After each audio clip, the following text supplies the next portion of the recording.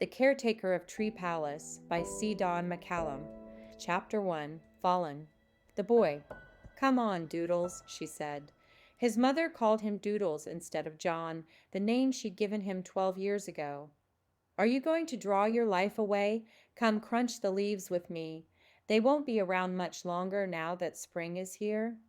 She spun and laughed. Bits of brown flew up around her shoes, and he drew those on a page of his ratty notebook. "Besides, your dad will be here in a second, and you know he'll want to stick to the path the whole way."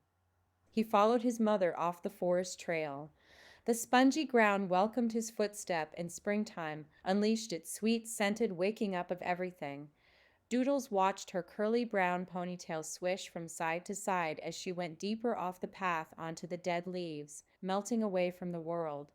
She crunched them with her feet and smiled with the few sounds of crispness still left after the mild Carolina winter. He knew she'd be there for a while, listening to the last bits of fall crush beneath her happy steps.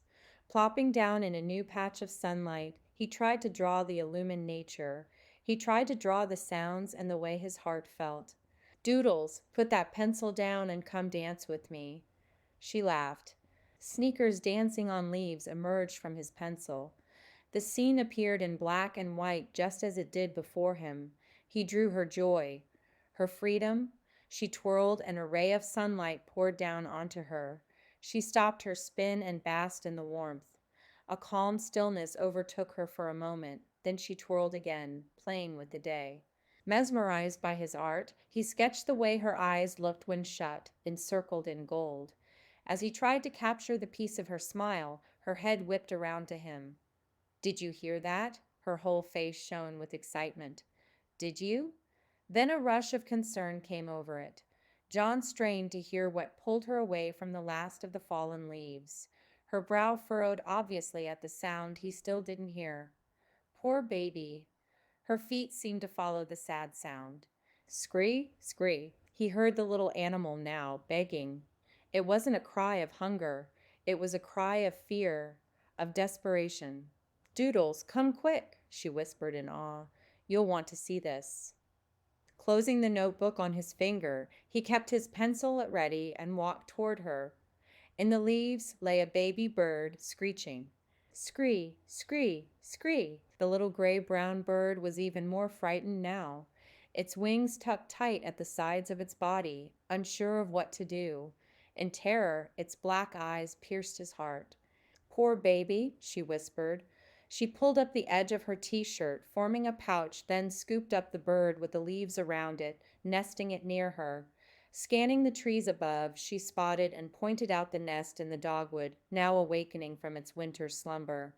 She gathered the end of her shirt in her teeth. A muffled scree filtered through, and she climbed. Securing her spot on a branch, she unfolded her shirt and lifted the little bird in the leaves up to the nest. The cry hushed.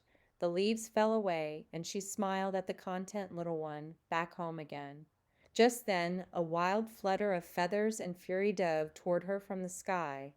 A large bird squawked and clawed. Was it the fledgling's mother? A predator? Doodles didn't know. His mother's arms arose in defense. A gurgling cry escaped her throat. "Mama?"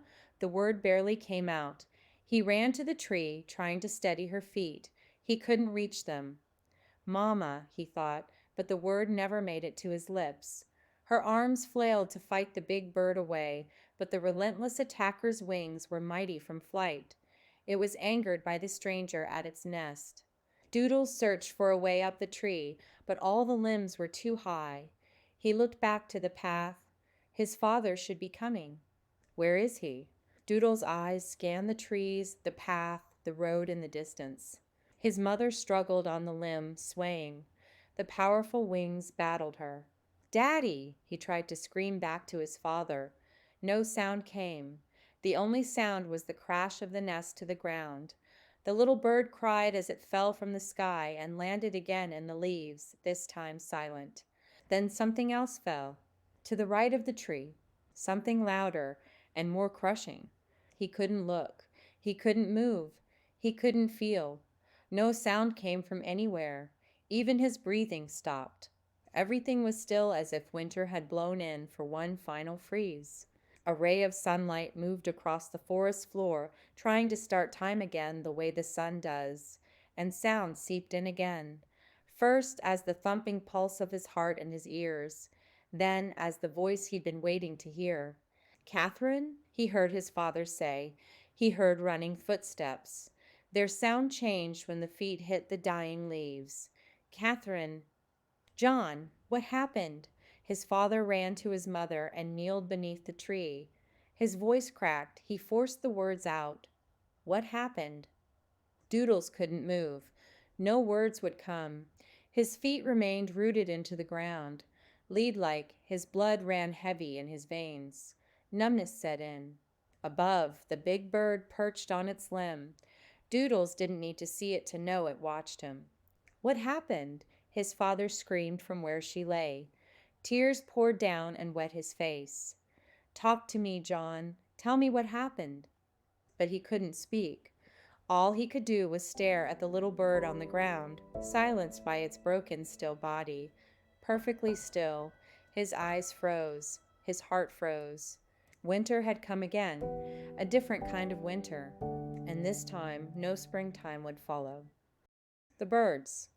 "Who do? Have all the trees been uprooted?" Gentle asked. Winsome gave no answer. She and her mate winged to the edge of the escarpment where the short migration brought her at the start of every spring. "Surely, not all." Winsome dipped his near wing and banked east, though it appears so. Generations of birds before had made the flight up the sloping line of cedars, so unlike the flatness of the surrounding area. It should be familiar, but this year the landscape seemed hardly recognizable. All along the journey, rumors reached her. Crows cawed of the earth losing its trees in the south. Owls hooted in mourning of lost hills and valleys that had served as home to many animals, many birds. The tales could not prepare her for what her eyes beheld. On the land below the strong, flapping gray wings of her Winsome, all the trees lay flat. Upon the dark, rocky soil rested the fallen trees, their roots reaching skyward for life and finding none. The ever-giving rays of the sun shined upon them, yet the roots cried out for the nurturing ground and sweet waters beneath. She wished she could do something. But how does one as little and as light as a dove lift a fallen tree? Gentle's heart took on the burden of the languishing landscape. "Oh, dearest, do you suppose our nesting tree is among the fallen?" The thought of not having a limb to raise her young upon choked her. "No," Winsome assured her. "Our tree does not lie among these. It still must stand tall at the top of the hill. Indeed, seed one loves our woods. She surely has protected our place." "Indeed, a banquet will await us, my dove, as it always has upon our return to our nesting tree." Gentle only half believed his song as they flew up the slope. Fear of not seeing their tree ever again made her wings pump harder. She must find out and see for herself. She hoped her tree remained, its branches open and waiting. How many spring times ago had she and Winsome chosen the growing cedar as their home? She loved the evergreen, had raised many young in its safety. Frightening questions pushed her forward. Gentle tried to hold her cooing, but her heart demanded answers. "Do you think a sickness has stricken the trees?" "I am uncertain. Behold how the roots sprawl in the air for soil. Neither have I seen nor have I heard of such an illness as this." "Well, if it is a sickness," Gentle sighed, "my hope is that it is not catching. For a sickness that kills mighty trees in this manner surely shall leave no humble winged creature unharmed." For a moment, she and her beloved mate flew in silence. All around her, everything appeared gray. All even smelled gray, not like the gray of a storm cloud, but as the gray of the machines that rushed and roared. Faster than squirrels and louder than anything known before in these lands, they flattened the earth. She felt the air between her feathers and how the terrain sloped under her body. She listened to the sounds of the land and the wind. Doubt wafted over her. Perhaps these are not even our woods. But Gentle never knew Winsome or her own instincts to lead her astray. Only trust. Winsome banked into the air's current. Our wings will carry us. But to where? Her heart broke a little.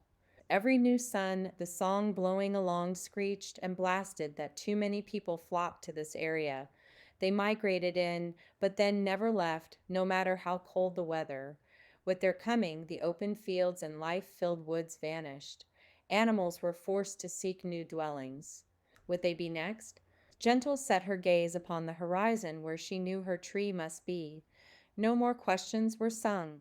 All of her efforts instead poured into her wings. At last she would know for better or worse. Her heart beat against her chest. It had to be there.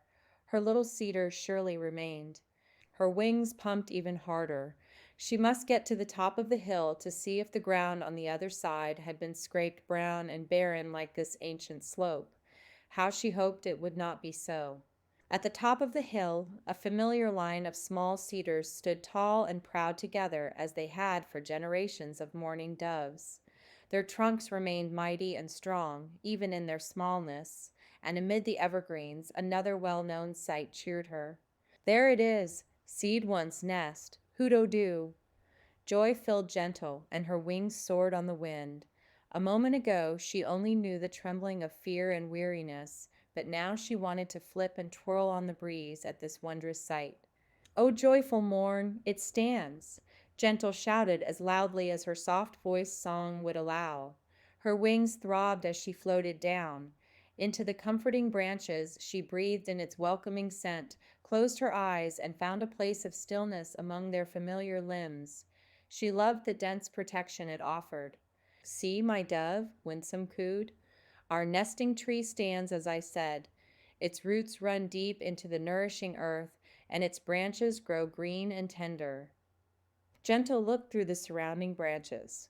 The little opening in the center of the woods hadn't changed. The circle of stones where Seed One once made fires and danced with her boy seemed touched only by wind, rain, and time. The wooden board where she scattered seed and bread for the animals rested exactly where it always had, but empty. There were no seed, and there was no bread. "A banquet has not been laid," Gentle whispered. Again, the lightness in her heart escaped, leaving a new sadness. "Oh, I hope the tree sickness has not befallen our dear Seed One." Winsome did not answer, but his silence spoke of his concern. He lifted his beak and inhaled. She knew he sought the bounties of the world around him. "Nearby is water. Let us go and refresh ourselves, then return to begin our nest building. The season is upon us, my dove. No matter what has happened, we must build on." She smiled. "Yes, and I must lay our eggs." She listened for a moment to the familiar sound of spring and breathed in its newness. The quiet time in her tree, her safe standing tree, gave her wings and heart a chance to find the peace that was always within. Then her mate flew on to do all that a dove's wings and heart were made for in the first place. Hoodoo-Doo. Gentle followed her beloved Winsome. Thank you for listening to The Caretaker of Tree Palace by C. Don McCallum. If you're enjoying this story, please consider sharing it with someone you know. And please like the video and subscribe to this channel to help others discover these stories.